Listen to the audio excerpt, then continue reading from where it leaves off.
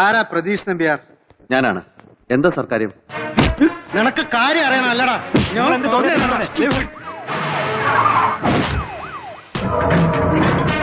കൊണ്ടുപോയി ജീപ്പ് കയറടാ. No. What the hell are you doing here? Madam, medical കോളേജിലെ ഐസിയുവിൽ കയറി പെർമിഷൻ ഇല്ലാതെ ഷൂട്ട് ചെയ്ത് രോഗികൾക്കുള്ള ചികിത്സ തടസ്സപ്പെടുത്തിയതിന് ഇയാളുടെ പേരിൽ ഹെൽത്ത് സെക്രട്ടറിയുടെ പരാതിയുണ്ട്. നോ മാഡം, പെർമിഷനോട് കൂടി തന്നെയാണ് ഞങ്ങൾ ഷൂട്ട് ചെയ്തത്. പിന്നെ എന്തിനാണ് ഇങ്ങനെ ഒരു movement? Do you have any written complaint? Complaint ഉണ്ട് madam. Okay, but this is a channel. നാളെ ഇത് വെച്ച് മീഡിയ ഒരു പ്രോബ്ലം ക്രിയേറ്റ് ചെയ്താൽ we are responsible. മനസ്സിലായല്ലോ? Sorry madam.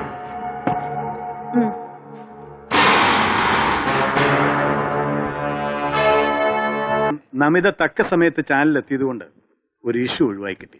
എത്തിയതല്ല സർ, എന്നെ ഇവിടെ എത്തിച്ചു എന്ന് പറയുന്നതാവും ശരി. നമിത പറഞ്ഞതിന്റെ പൊരുൾ തനിക്ക് മനസ്സിലായില്ലെന്ന് തോന്നുന്നു. No sir. സത്യത്തിൽ നമിത ഒരു വാശിയിലായിരുന്നു. തനിക്കെതിരെയുള്ള നമിതയുടെ അന്വേഷണങ്ങൾ യഥാർത്ഥ പ്രതികളുടെ നേരെ വഴിതിരിഞ്ഞപ്പോൾ ഇവരെ ഇവിടുന്ന് കെട്ടുകെട്ടിക്കാൻ ശ്രമിച്ചവരുള്ള വാശിയിൽ ഒടുവിൽ അതിനെയൊക്കെ മറികടന്ന് നമിതയെ ഇവിടെ പോസ്റ്റ് ചെയ്യാൻ കേന്ദ്രത്തിൽ എനിക്ക് പ്രഷർ ചെയ്യേണ്ടി വന്നു. എന്തായാലും സാർ ഒരു സസ്പെൻസ് ക്രിയേറ്റ് ചെയ്തു, ചാനൽ ഡി സ്റ്റൈലിൽ. അതെ അതെ. ഇനി ബാക്കിയുള്ളത് നമിതയുടെ ഒരു റിക്വസ്റ്റ് ആണ്. അതെ സർ, തെറ്റായ ഒരു മുൻവിധിയോടെ ഞാൻ ഫോളോ ചെയ്തത് ജീവിതത്തിൽ ഉടനീളം രാഷ്ട്രീയ വിശുദ്ധി കാത്തുസൂക്ഷിച്ച ഒരാൾക്ക് പിന്നാലെയാണെന്ന് അറിയാൻ വൈകി. My sincere apologise. It's all right. Thank you sir. Sir, എങ്കിൽ ഞാൻ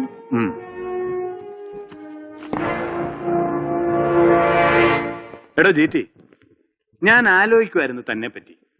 അധികാരത്തിൽ തുടരുക എന്ന പ്രലോഭനത്തെ അതിജീവിക്കാൻ കഴിഞ്ഞ തനിക്ക് എന്തിനേയും ഏതിനേയും മറികടക്കാൻ കഴിയുമെന്ന് താൻ തന്റെ ചാനലിലൂടെ തെളിയിച്ചു കഴിഞ്ഞു.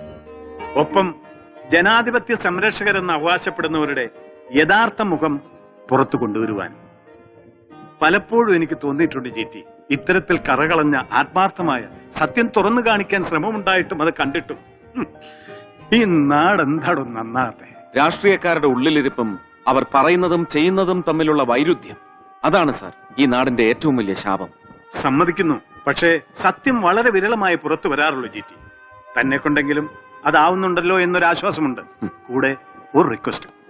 ജിടിയിലെ ട്രൂ പൊളിറ്റീഷ്യൻ ഒരിക്കലും നഷ്ടപ്പെടാൻ പാടില്ല. Sorry sir. പരമാധികാരം ജനങ്ങളുടേതാവണം. അതിനുവേണ്ടി പുതിയൊരു അധികാര ശബ്ദം ഉയരണം ഇവിടെ. അതിനാണ് എന്റെ ശ്രമം.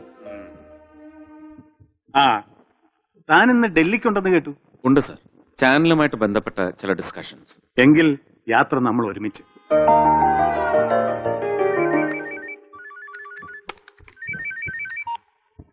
ഹലോ, ഇത് കോവളത്തുനിന്നും CI കുഞ്ഞുമൊയ്തീനാണ്. ഒരു ഇൻഫർമേഷൻ ഉണ്ട്. MLA രാജൻ നാടാർ കോവളം റിസോർട്ടിലുണ്ട്.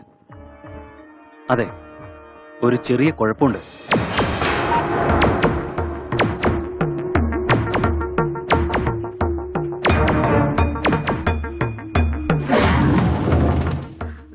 GT സാറ് ഹരിയേട്ടനും ഡൽഹിയിലാണല്ലോ. ഇനിയിപ്പോ എന്ത് ചെയ്യും അൻവർ? ഒരു കാര്യം ചെയ്യാം, നമിത മാഡത്തെ ഒന്ന് വിളിക്കേ. യെസ്.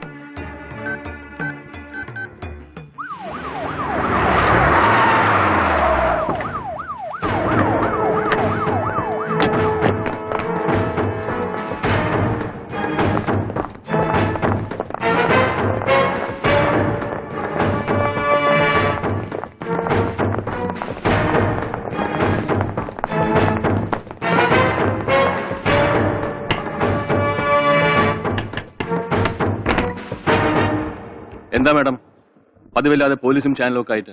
ഒരു ഇൻഫർമേഷൻ ഉണ്ട്. ഈ റൂം ഒന്ന് സെർച്ച് ചെയ്യണം. Please cooperate with us.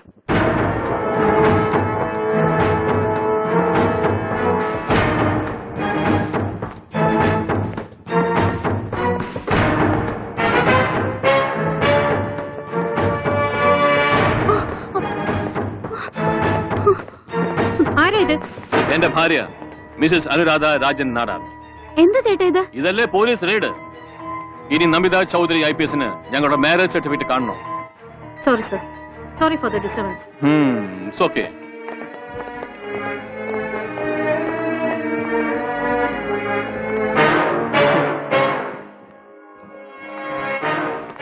Officer, 1 minute. Yes. നിങ്ങൾ വന്ന കാര്യം ഇപ്പോഴാ പിടികിട്ടിയത്. അത് ആ മുറി. യൂസഫ് അലി,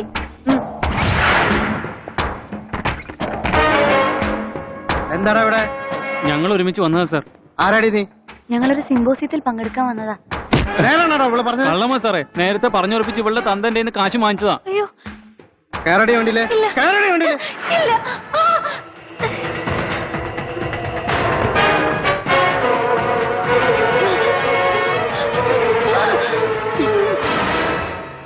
എന്താടി നിന്റെ പേര്? ആഷിത. മോളെ ആ. ഉപ്പ, എന്താ ഇത്? എനിക്കൊന്നും അറിയില്ലപ്പാ. ഓഹോ, അപ്പൊ ബാപ്പയും മോളും ഒന്നിച്ചിറങ്ങിയിരിക്കുന്ന. അയ്യോ, ഇങ്ങോട്ട് ബോഡി കമ്മീഷണർ.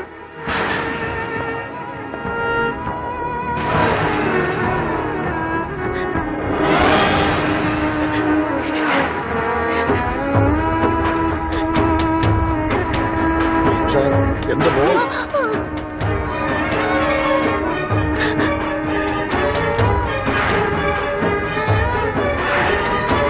മാഡം മാഡം ഇത് ജി ടി സാറിന്റെ മാഷ. ഇത് ഇദ്ദേഹത്തിന്റെ മകളാ. ചേച്ചി, ഇതിലെന്തോ ചതിയുണ്ട്. ചേട്ടി, അവന്റെ പേര് കേട്ടാൽ നമിത ചൗധരി IPS കൈവറയ്ക്കും. ഷൂട്ട് ചെയ്യാൻ ഇവനും. കൈവറയ്ക്കാത്തവരുണ്ട് ഇവിടെ. ഗൗതം, നോക്കി നിൽക്കാതെ ഷൂട്ട് ചെയ്യടോ. Come on start. ഒരു കളങ്കുവേൽക്കാതെ നോക്കും വേണം. പിന്നെ പീഡിപ്പിച്ചു എന്ന് പറഞ്ഞ് വന്നേക്കരുത്. ടെലികാസ്റ്റ് ചെയ്യുമ്പോൾ എനിക്കൊരു താങ്ക്സ് കാർഡ് ഇടാൻ മറക്കണ്ട.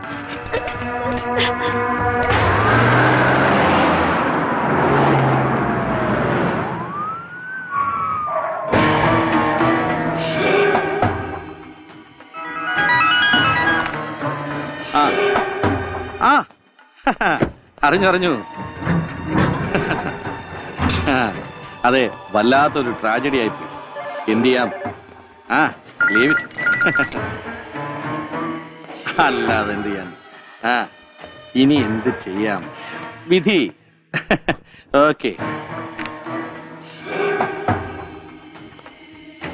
നിലയ്ക്കാത്ത കോളുകളുടെ പ്രവാഹം.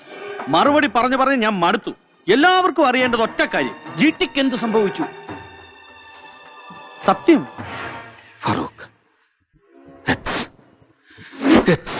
It's awkward. എനിക്കതറിയാം ജിടി.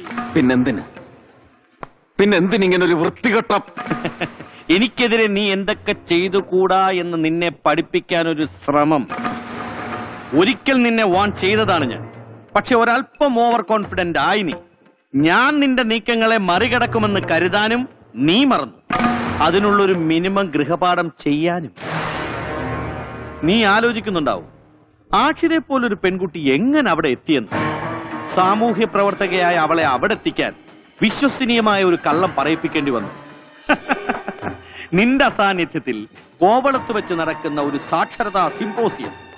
ആ കള്ളം പറഞ്ഞ് വിശ്വസിപ്പിച്ച നാവ് ജോർജ് തരിയന്റെ പഴയ ഒരു നിഴലാവുമ്പോ കാര്യങ്ങൾ വളരെ എളുപ്പം, സുഖം.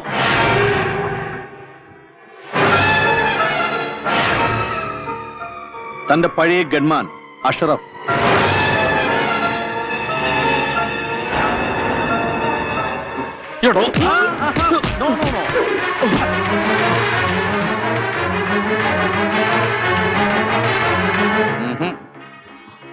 അഷ്റഫ് ഇപ്പോ വ്യവസായ വകുപ്പ് മന്ത്രി ഫറൂഖ് ഷായുടെ ഗൺമാനാണ്. He's on duty. നുണയുടെ നേർക്കാഴ്ച കണ്ടിങ്ങനെ പകച്ചു നിൽക്കുമ്പോ തോൽവികൾ ഇനിയും ഏറ്റുവാങ്ങാനാണ് തന്റെ വിധിയെങ്കിൽ അതിനൊരുങ്ങണം. ഓട്ടേടോ. ഫാറൂഖ്, നിന്നോട് ഇപ്പൊ ഞാൻ പ്രതികരിക്കാത്തത് ഭയന്നിട്ടല്ല. അതിനു മുമ്പ് തീർക്കാൻ ഒരു കടമ ബാക്കിയുണ്ട്. രാജൻ നാടാരെ ഉപയോഗിച്ച് നീ തകർത്ത് കളഞ്ഞ ഒരു പാവം പെൺകുട്ടിയുടെ ജീവിതം. എന്റെ ഗുരുനാഥന്റെ മകളെ ജീവിതത്തിലേക്ക് മടക്കിക്കൊണ്ടുവരികയെന്ന എന്റെ ദൗത്യം. അത് കഴിഞ്ഞൊരു കൂടിക്കാഴ്ച നമ്മൾ തമ്മിൽ ഉണ്ടാവും ഫറൂഖ്. അനിവാര്യമായ കൂടിക്കാഴ്ച.